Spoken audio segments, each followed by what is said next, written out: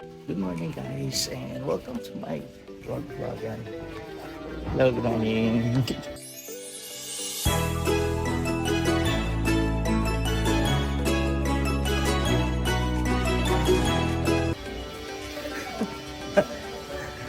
Ang ganda dito kasi para maski hindi pa sila lala, lagi sila nag-good morning. So, yan, good morning tayo, good morning. So, again, welcome to my vlogan episode, and this is my day 3 here at PNG, Papua New Guinea, and ito 8:30 ang call time. So, nag-print na ako.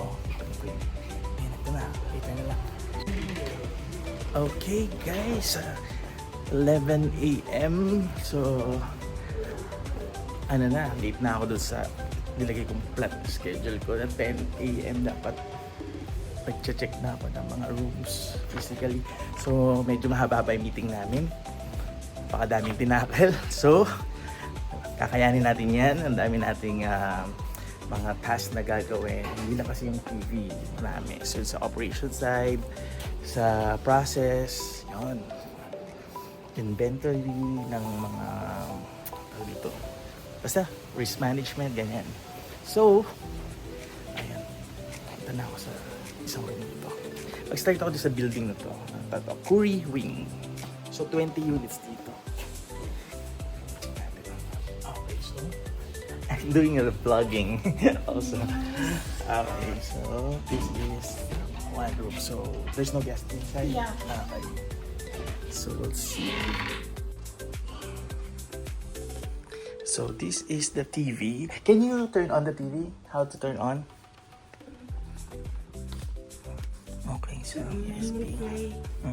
So this is where's the TV box here? The play box is down here. Okay, the play box there. Okay, so, where's the remote control? It's in the reception. Reception. Yeah. I'll go. If there's no guest, the remote control is in the reception. Yeah, So if the guest checked in, Check in, they're gonna get the remote. and That's the process that I recommended before. So it's being implemented. yes. That's it's very good. for now. Uh, Yeah, lots and damage and everything. We have to get the key deposit and then they Key deposit. get the Yeah. keys and they get it back. Okay, good. That's good.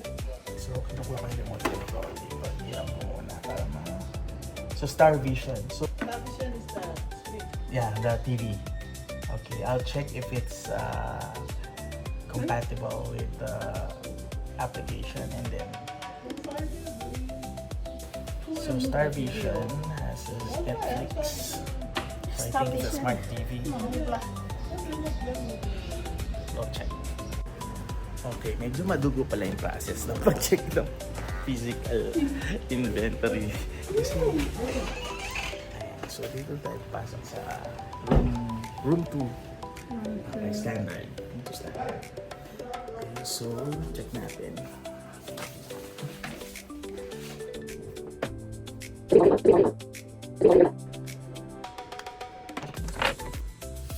Home, LG channels. Apps. Home office, home hub. So, I'm done with the assessment.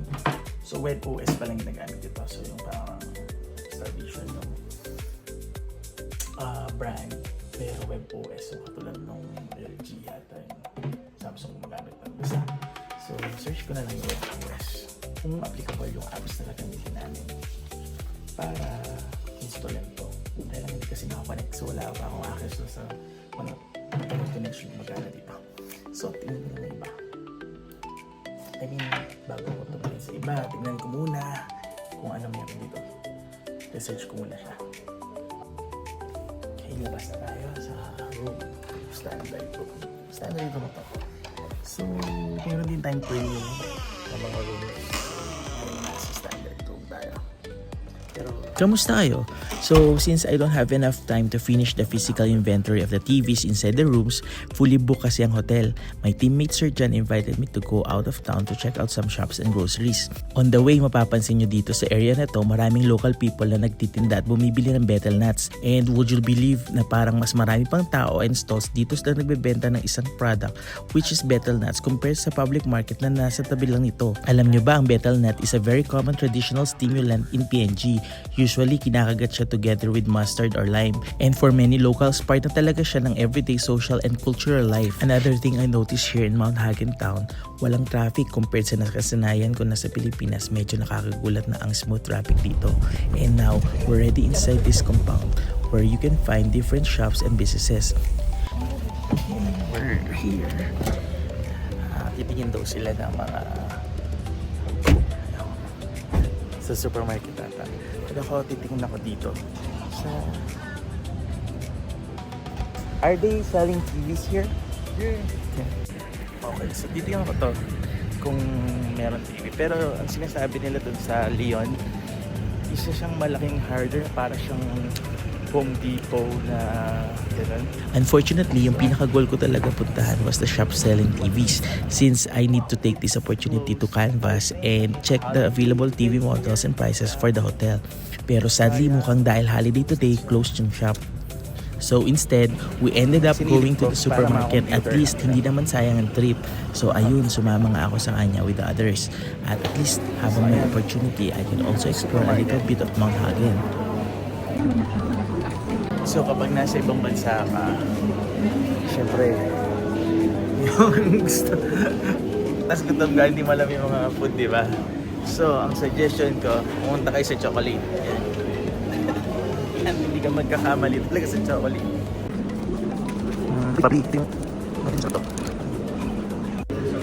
So, ito favorite ko to. Iba pa yung extra. Pili nga ako. Mas malaki siya. Ito yung Mars.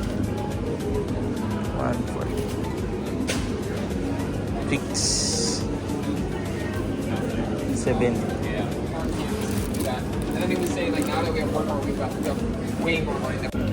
Yan, so chocolates here. Okay, so yung familiar lang ako. Twix, favorite ko ito, Mars. Tapos yung Cadbury. Natatawa sila. Tignan na nag-vlog ako. This one. Ay, papayag yan pala ako.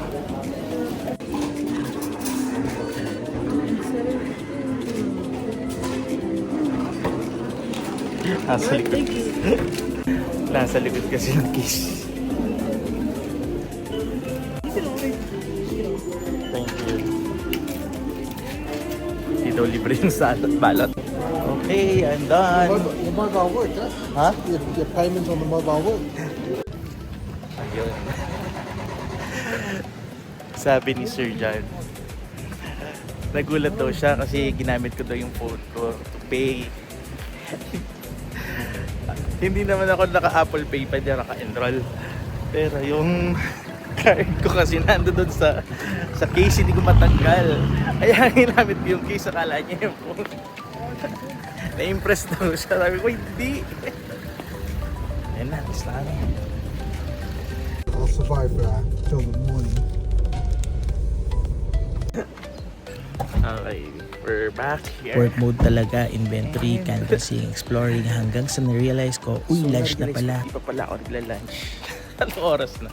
Thank you so much, Sir John and Miss Winnie, for the experience and bringing me around Mount Hagen Town. Papunta sana ako sa cubicle na inassign sa akin para gumawa ng research. Tapos naalala ko, wala pala akong access doon sa pintuan na yun. Hindi nga pala akong access kay Bill. So, hindi pa ako nag-lunch.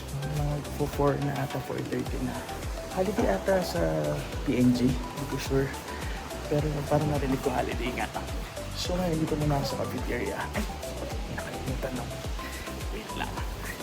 May kasi ako dinala na may binili ako sa Pilipinas. na dinala ko dito. Wait lang, kunin ko muna. Explain ko sa inyo. So, order ako ng lunch. Kaya naman ako, anong oras na. Kami lang kain. Thank you so much. So, yun na nga guys. Umorder na nga ako ng aking dito. Sorry wait lang. Ang hirap pala mag-vlog mag-isa, no?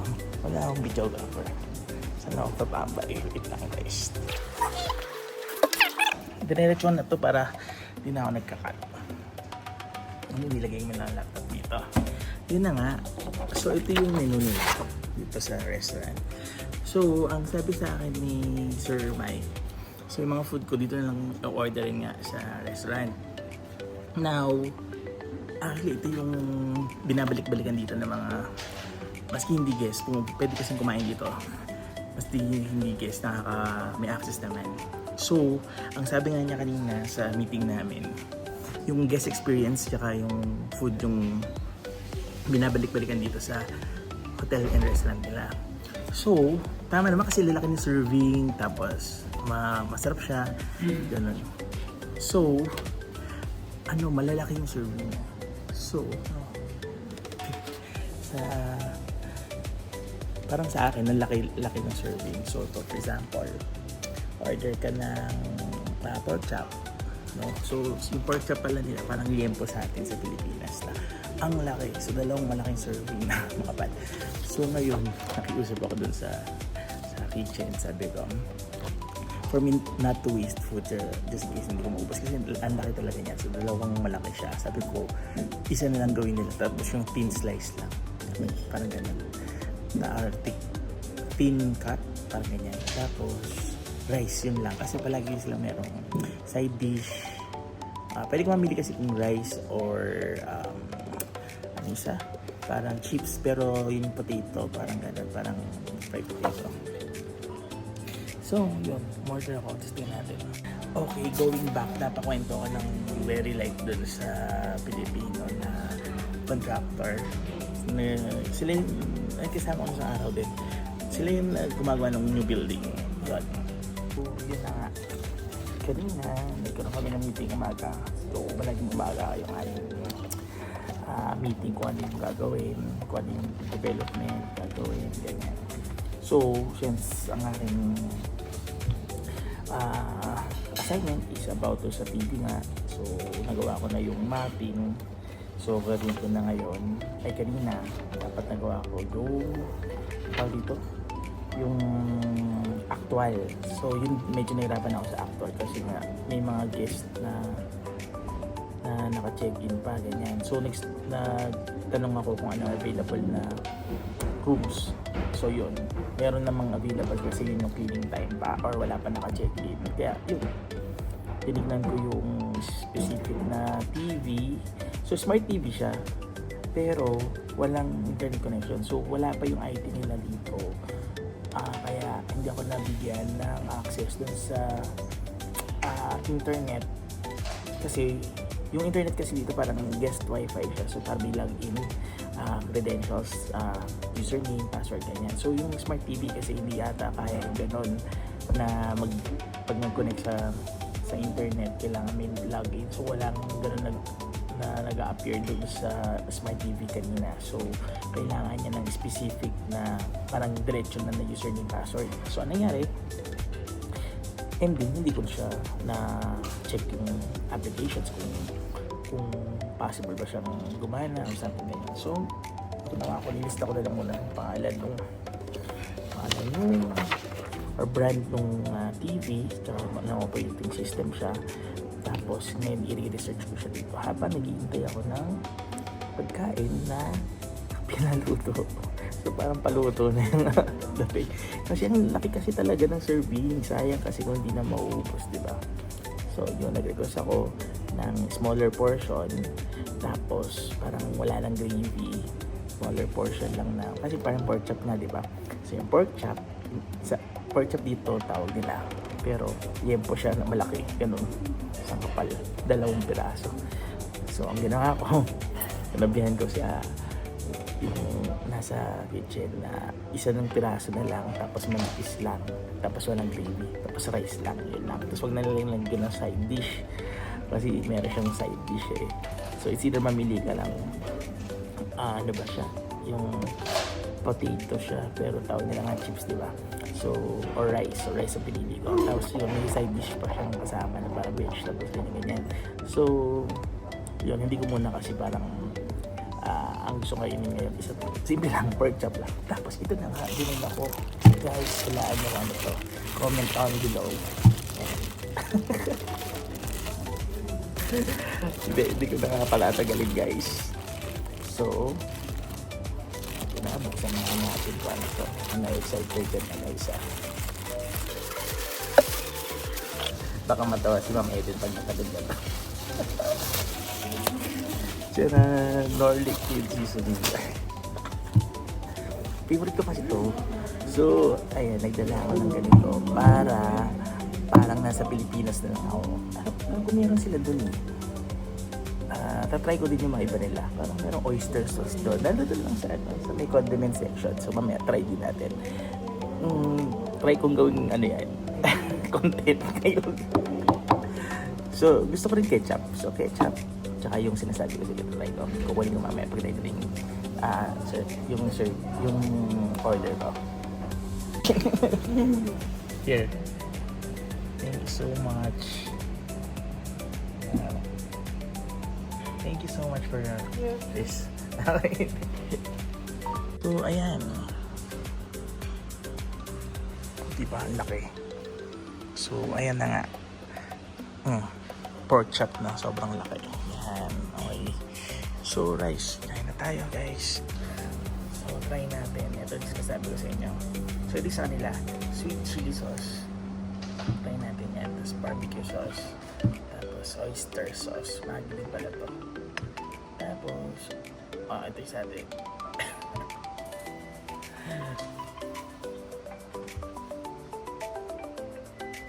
So, 5 PM na dito. So, try natin.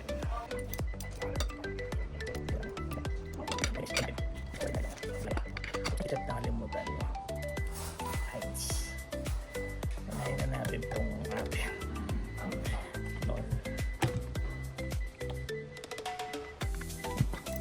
Ito na yung pinakamanipis.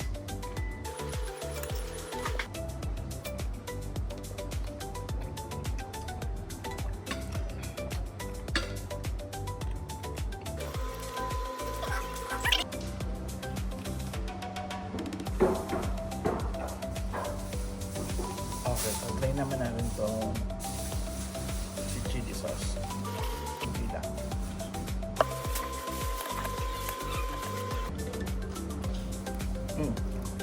Parang siya ng lasa ng tawa. Whitney's got mine and she's going to walk about. Sure.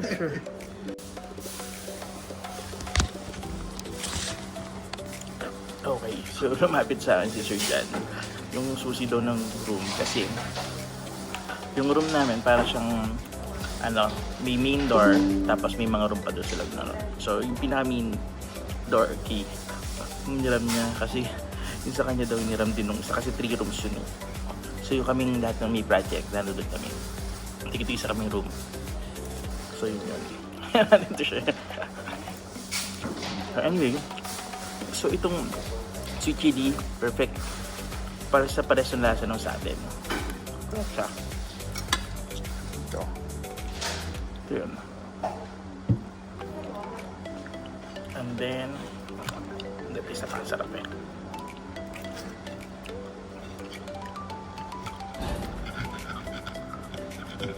So bawasan ko lang siguro yung tapa, no? Masyadong mamaya ma-high blood ako. Guys, sino ba may high blood sa inyo dyan? So ito, sarap siya. Next is barbecue sauce. Ay, bago siya. Ngayon palang bubuksan.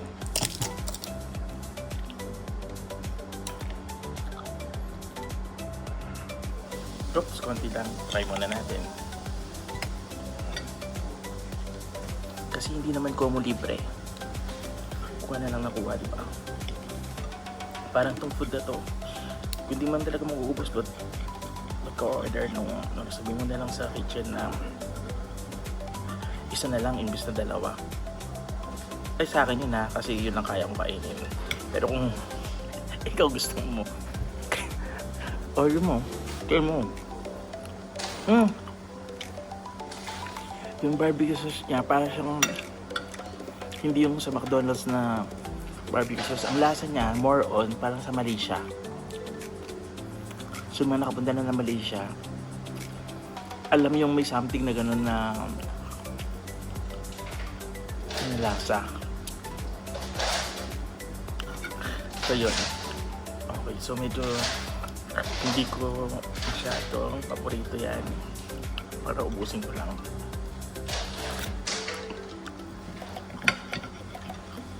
Okay.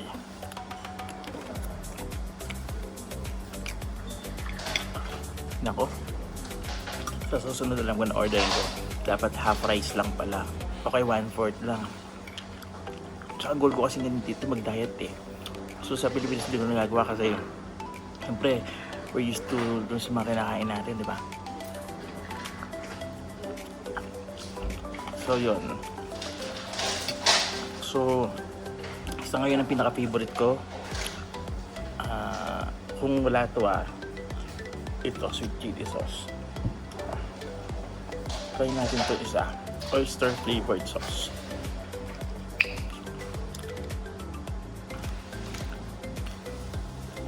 Okay lang. Tikman muna natin.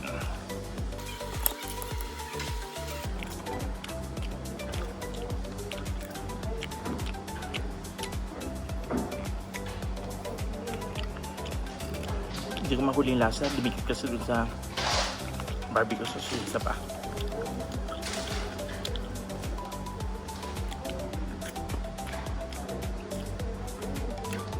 Okay. Maalat siya. Parang mas masarap to. Isa pa.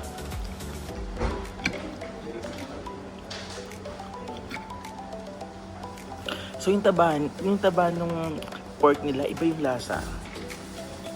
Kasi kabisado yung taba, favorite ko nga yun sa Pilipinas eh.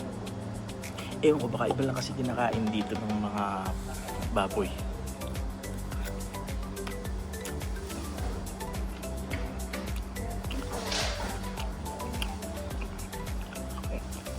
Oh, iba din to. Iba din lahat ng ano yun? Iba din. Iba yung lasa.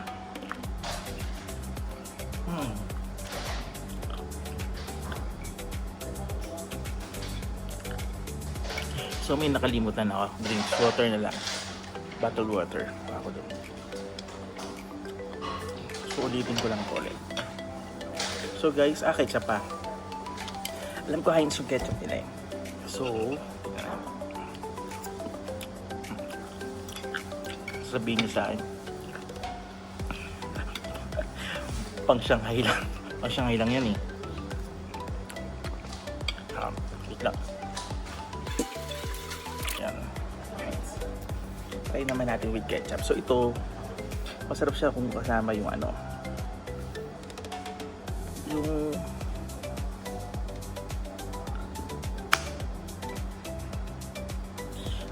pang potato. So iba tawag yung wedge eh.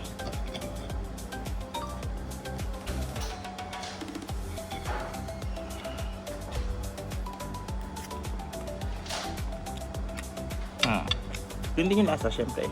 Syempre, hindi ko natatapusin tong video na pagkain ko, no?